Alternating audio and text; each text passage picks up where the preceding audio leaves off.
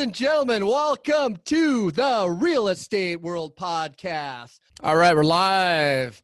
This is Scott Picark with the Real Estate World Podcast, reporting from the bunker here in Flyover Country. The location, not disclosed. No, we're in lovely Minnetonka, Minnesota. And we have just been the beneficiaries of a late spring snowstorm, something that's becoming commonplace here in Minnesota in April. I think this is 3 years in a row. This has been the tamest of the last three snowstorms. I remember specifically in 2018, we were in Boston for the marathon. My wife, Jess, and brother-in-law, Adam, were running the marathon. And boy, that was a miserable, miserable day. And I remember coming back, we got like 2 feet of snow when we were gone. It was just brutal. And we came back and our driveway was, I was blowing the snow myself. We came back, I had to like shovel our way in to the garage. So thankful I had a garage to get back to, but not so thankful that I couldn't get back to it. So anyway, this is Easter Monday. I hope everyone had a wonderful weekend, holiday weekend, whether you celebrated Easter or not. I definitely did. We had the grand unmasking of the Easter Bunny in our house, and it was epic. Our kids decided to build a Easter Bunny trap, and they had conspired allegedly for weeks on to how, in fact, they could have been conspiring since last fall. Apparently there was a summit on the school bus summit where the children, the kindergartners, the first graders, there's rumors that there may have been collusion with the second and third graders, unsubstantiated, but the collusion was related to everyone's favorite holiday legends. We'll go with legends, and Easter Bunny being one of them. Santa Claus, the Leprechaun, probably the Elf on the Shelf, Jack the Jack-o'-lantern, maybe. I don't know who would be our famous Halloween representative or ambassador of Halloween. Anyway, so apparently the children got together and they decided to lend some truth to the myths that have been perpetuated by their parents on the different figureheads for the holidays, of which the Easter Bunny apparently was the one that they decided was gonna bear the brunt of their frustration and angst from being goofed on and flabbergasted. Years of suffering under the thumb of the evil parents who decided that they were going to lie to their children in the name of happiness and magic. So our children did in fact tackle the Easter Bunny. They baited him with spinach. And my poor brother-in-law, Adam, was unmasked quite ceremoniously or unceremoniously. There was a lot of elbows and knees involved in the process. So anyway, we had a great Easter. It was just a wonderful day. It was snowing, miserable snow. I went for a run in it. And I'll tell you, it was cool. We were going to watch the 7th or 8th Tiger King episode, Joe Exotic. And this is a nice time to give a shout out to my brother Jesse in Phoenix.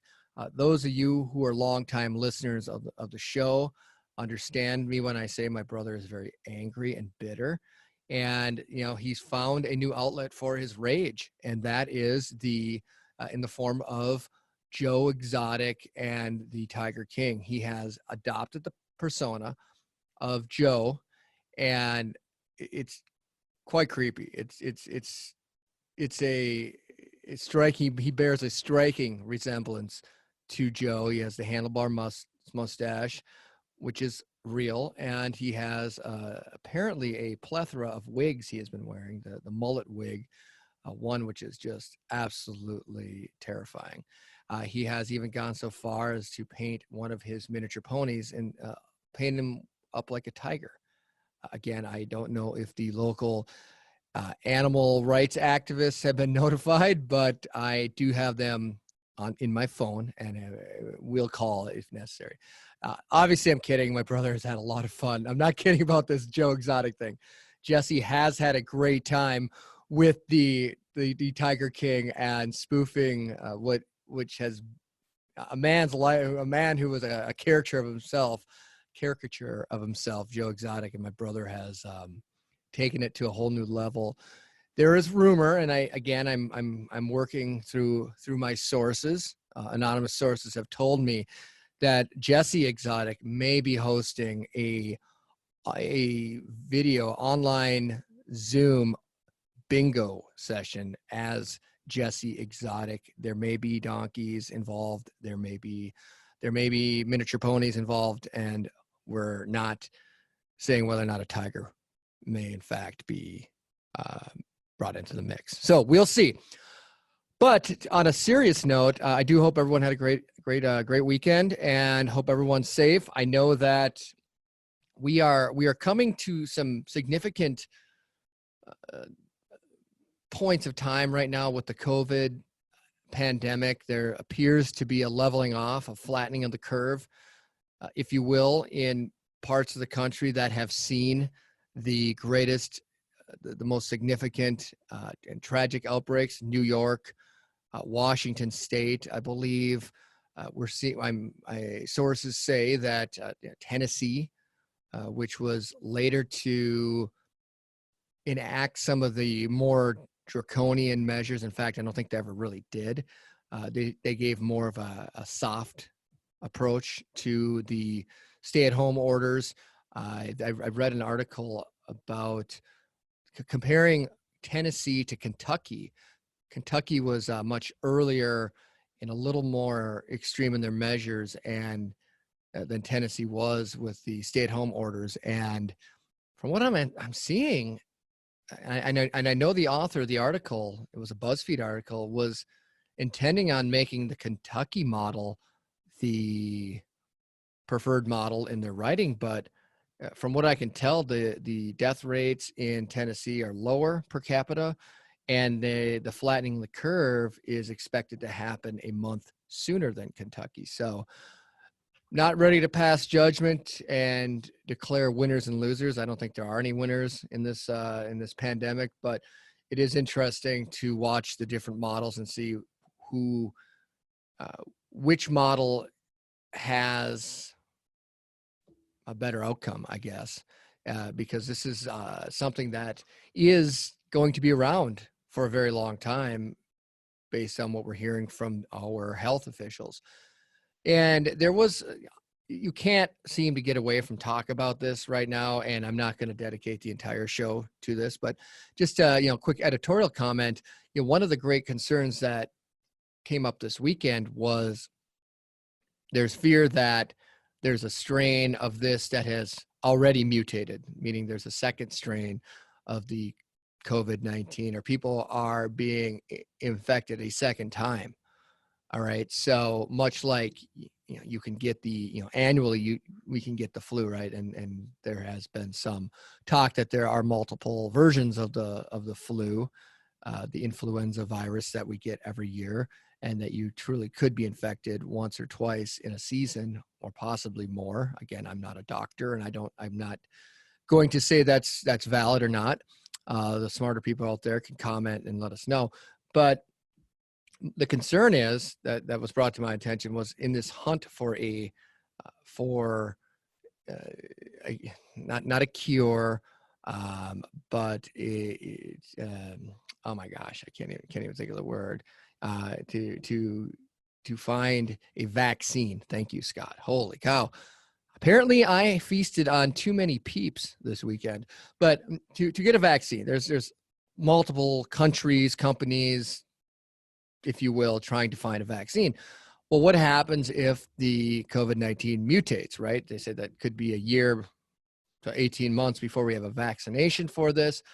Well, are we always going to be one step behind is the question I want to ask. And what is going to be more effective? Is a Swedish model of not shutting everything down more effective than what, say, we're doing here in the United States or different states are doing. There's actually different states, which brings me back to the Kentucky, Tennessee example, because we need to keep an open mind, in my opinion, on all these things and see what, hopefully there's no manipulation of the data, and that we can actually look and say, okay, this is what this particular state or region did, and what was effective in what they did in controlling the spread of this, or keeping the most vulnerable people safe, right? Because every year, many people, and guys, I have a brain tumor. I have cancer. I'm not undergoing chemo right now, and I'll be candid with you. I don't know if I'm going to ever, because people typically, they don't die from cancer. They die from complications from cancer. And I will get some numbers on that, so it's not just Scott pretending to be accurate. I'm going to get real numbers because I've read them repeatedly. But many times people, what happens is they will go through chemo, go through radiation, and it's such a massive strain on their system, on their immune system, that they could basically, the common cold or the flu takes them out because they're so weakened. They're in such a weakened state, and that's true today. COVID-19 is very, very dangerous to people with cancer, diabetes, asthma, heart disease, hypertension, i.e. high blood pressure. So it'll be interesting when, there's going to be so much data that comes out of this and how it gets disseminated, and separating the fact from the fiction. And, sadly, there are people out there who even now have been trying to profit from this. I just read something about a California health system was trying to get some 30 million N95 masks, and there was, some fraud scheme set up where they were trying to get the consortium of health agencies to send them in advance in the payment. And of course, these masks did not exist, and it was kind of a garbage situation. There's people who are going to try to rip you off of your stimulus money, right? So, guys, there's $6 trillion out there right now. $6 trillion. Dr. Evil, $6 trillion. If you had to print $6 trillion on a printing press, if you got all the printers in the country, I think it would take you till September to print that many $100 bills. That's how massive this amount of money is. And there's going to be some fraud. So please be careful. There are scam artists out there everywhere looking to get your stimulus money, your unemployment money. If you have paycheck protection, they're going to try to get that too. So just be very careful. Double, triple, quadruple check anything. And for the love of God, if you're going to send a wire somewhere, I mean, again, quadruple check that where you're sending that money, because the problem with a wire is once it lands, you got to, the person on the other side pulls it out of that account, shuts the account down, you'll never get the money back. So there was a very, I don't know how well publicized case where there was a company here in the northwest suburbs of the Minneapolis-St. Paul area that got 30 million embezzled, or not embezzled. Embezzled would imply, I think, an inside job, but basically someone had they had an executive traveling through Europe. Someone knew a lot about this person, and they convinced someone here in Minnesota to wire $30 million. And that $30 million is gone. So anyway, so what is new? What's going on in the real estate world? Well, in the real estate world, things are, they still tend to be, they're very different, right? But, the market in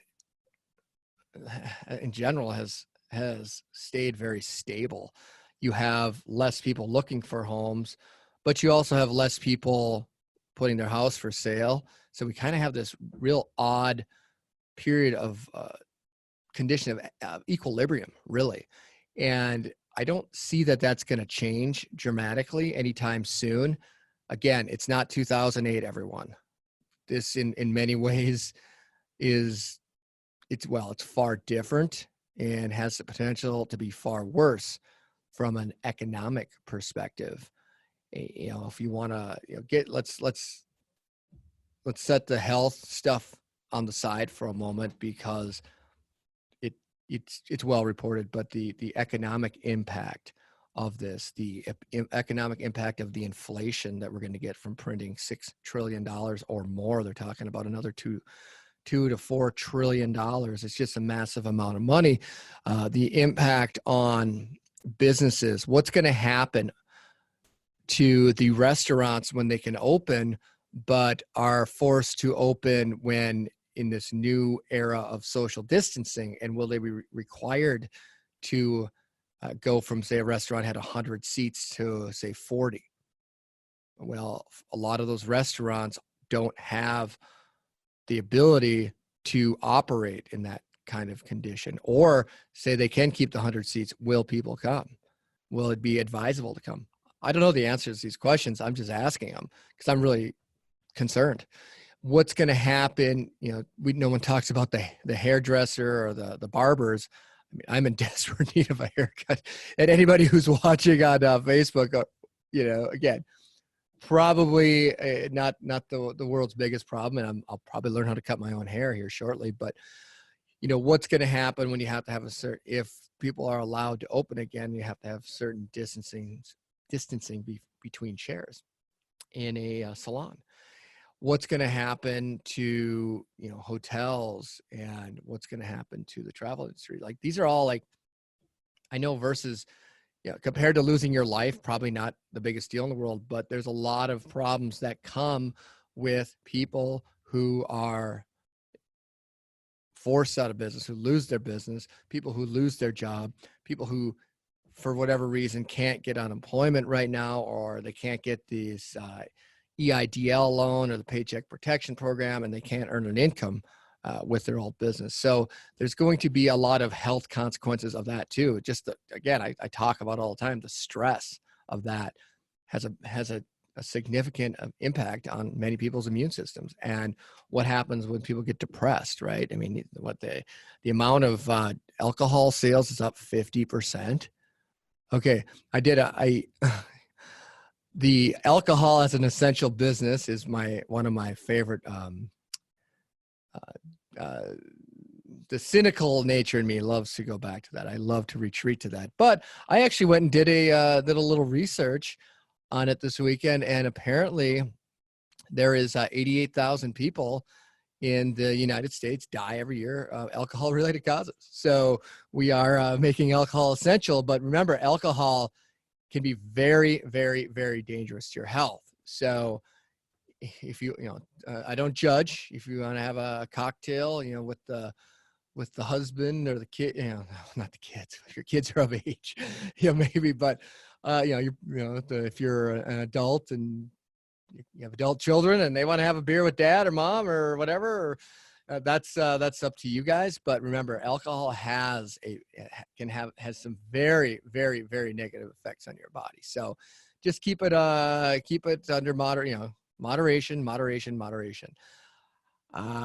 So I don't know where to go with that anymore. I've really really beat the alcohol thing to death. But what in Minnesota here, we've allowed the gardeners or landscape companies to go back to work, which I'm in favor of. You have people on one side of the aisle say, well, why is that important? Is it that damn important to get your petunias in? I'm like, who are they hurting by putting in petunias? In fact, I'd love to look at petunias. I can't keep anything alive. And well, there, I'm lying again. I spent all of Saturday raking the yard and putting out mulch in the front of our house. So I have decided to go the other route, where I'm going to do it this year versus the last 2 years where I hired someone else to do it. I figured if I'm going to be stuck at home, I might as well be productive. But I don't believe that landscapers and people who are working outside on the yard are clear and present danger to humanity right now. I really don't. And I know that many people will argue with me on that one. but it takes two to argue, and I won't argue. I'm going to make my statement and move away from it quickly.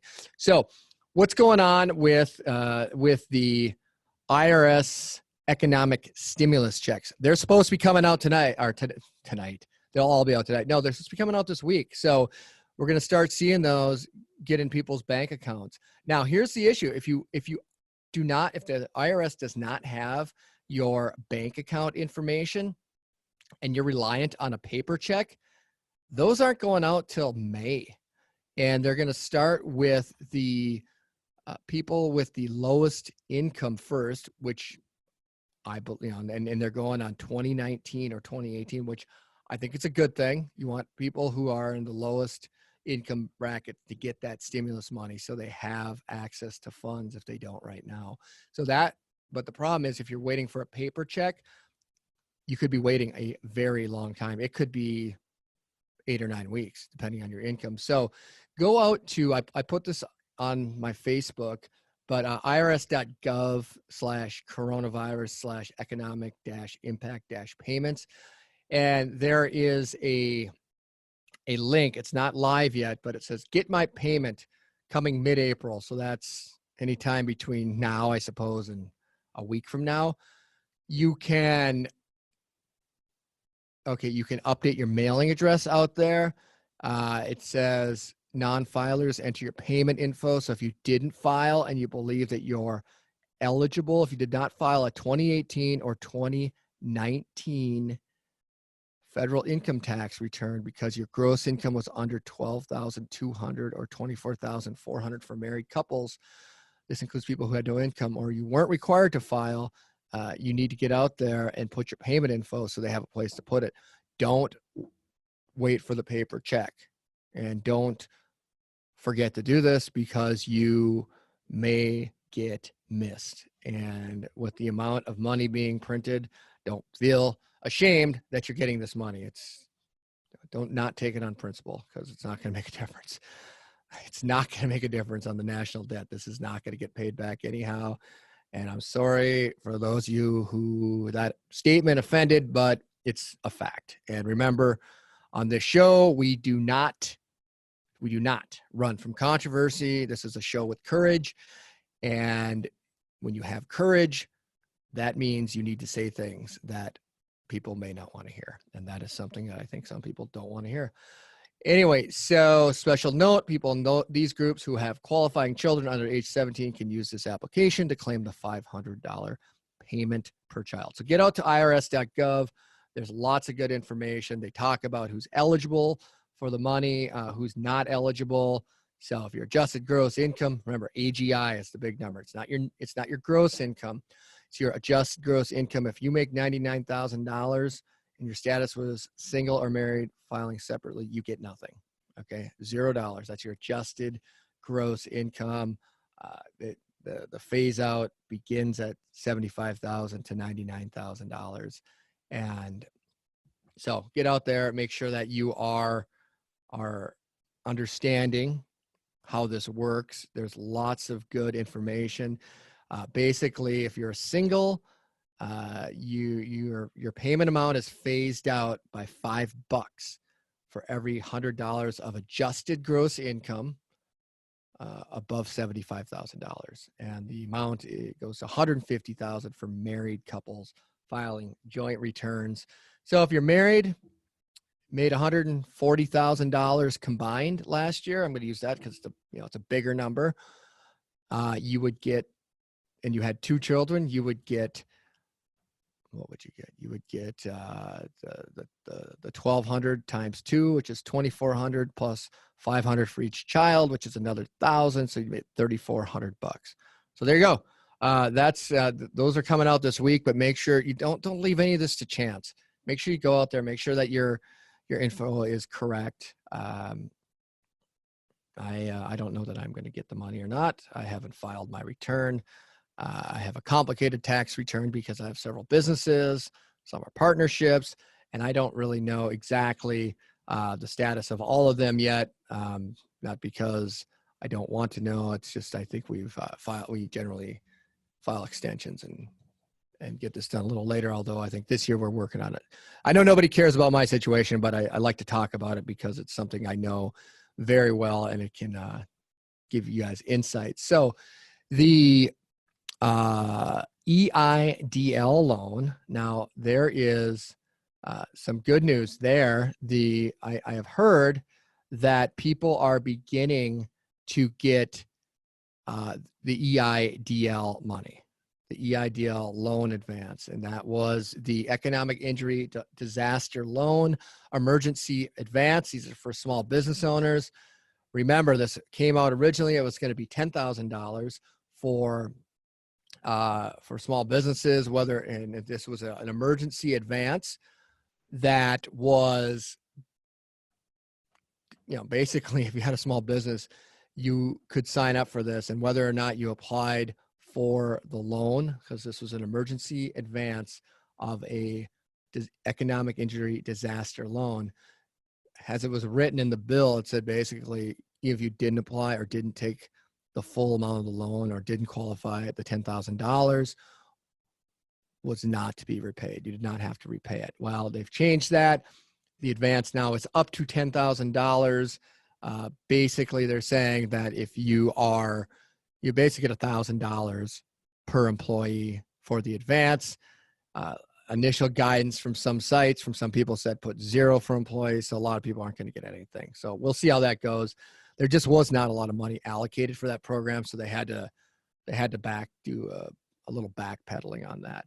As far as the Paycheck Protection Program, there are people who are getting money on that. The initial allocation was some $350,000 or $350 billion. And that is, a lot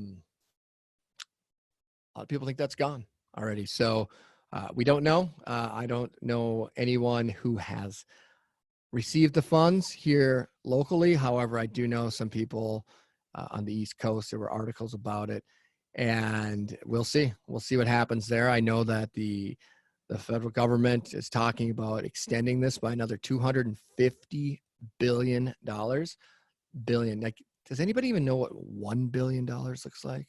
Can you imagine? I mean, this is a massive amount of money, and I really hope it helps people because there's a lot of people hurting. I will say a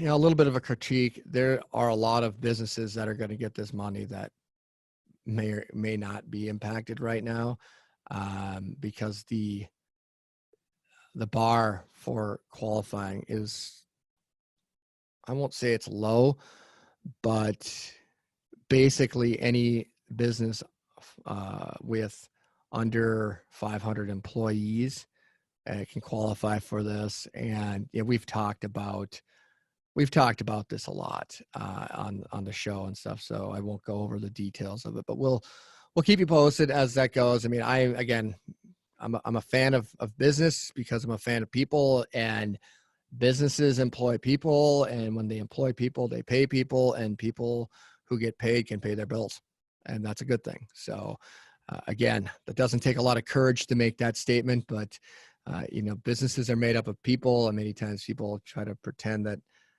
a business is this other world entity that just operates in an evil state. But that's usually the business has to be the decisions made by a business are made by the people who run it. Most of them run it pretty well. So anyway, so what do we got? What else we got? So we're gonna have an abbreviated show today. I just wanted to really get updates.